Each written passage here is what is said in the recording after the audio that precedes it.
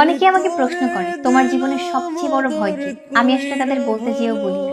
আমার সবচেয়ে বড় ভয়, আমার জীবনের সবচেয়ে পরিচিত মানুষটা যখন অপরিচিত হয়ে সামনে দাঁড়ায়, তখন ভিতর থেকে কেউ যেন আমাকে ভেঙে চুরমার করে দেয়।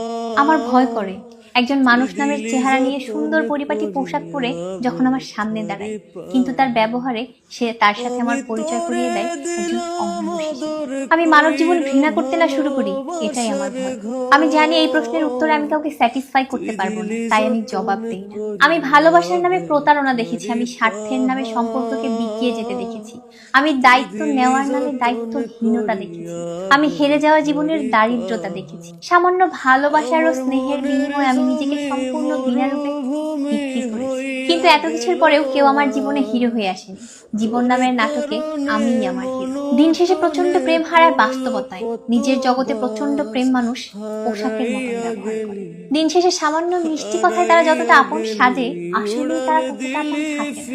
পরিবার, বন্ধুত্ব কিংবা সম্পর্কের মূলধন একটাই, তুমি যতক্ষণ পর্যন্ত নিজেকে শুধু দিয়ে যাবা ততক্ষণ পর্যন্তই ভালো থাকবে সবার কাছে। কিন্তু তুমি যখন আশা করা শুরু করবে, নিজের জন্য কিছুটা ফেরত পেতে চাইবে, দেখবে সবকিছুই কেমন জানি হারিয়ে যাচ্ছে। তাই তো দিন শেষে বোকা আমিটা আর কারো কাছেই উদার থাকি না। আমার কষ্টে গড়া প্রেমের বাগান করলি রে ছাড়খা।